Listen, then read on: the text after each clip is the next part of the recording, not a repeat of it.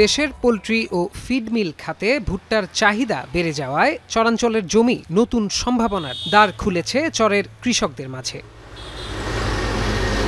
বৈশাখের দুপুরের প্রখর রোদে জামালপুরের মাঠ জুড়ে হাসছে সোনালী ভুট্টার সারি। মাঠ থেকে স্বপ্নের ফসল ঘরে তুলতে এখন ব্যস্ত কৃষানীরা।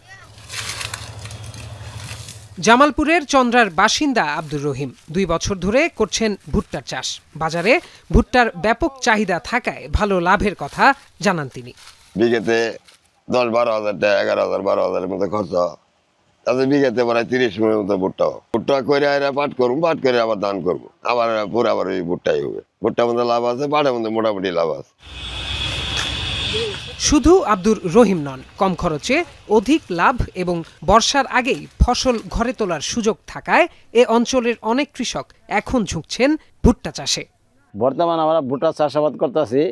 ভুট্টার ফলন আমাদের বেশি এবং খরচও কম। বড় বড় পাড়ি আহে আইলার ওর কাছে আমি বিক্রি করি, মোটামুটি আর কি সংসার ভালোই চলে। খরচ 20,000, বেচছি 43,000, ধানের চেয়ে ফসল বেশি পাইছি। স্থানীয় কৃষি কর্মকর্তা জানালেন, ভুট্টার উৎপাদন বৃদ্ধির লক্ষ্যে মাঠ পর্যায়ে কৃষকদের পরামর্শ দেওয়া হচ্ছে।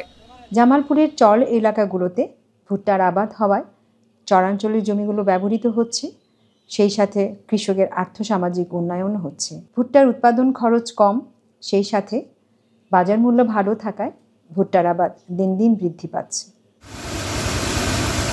পতিত জমিতে নতুন সম্ভাবনার অর্থকরী ফসল হিসেবে এ অঞ্চলের অর্থনীতিতে গুরুত্বপূর্ণ ভূমিকা রাখবে ভুট্টা, এমনটাই মনে করছে কৃষি বিভাগ। এখন জামালপুর।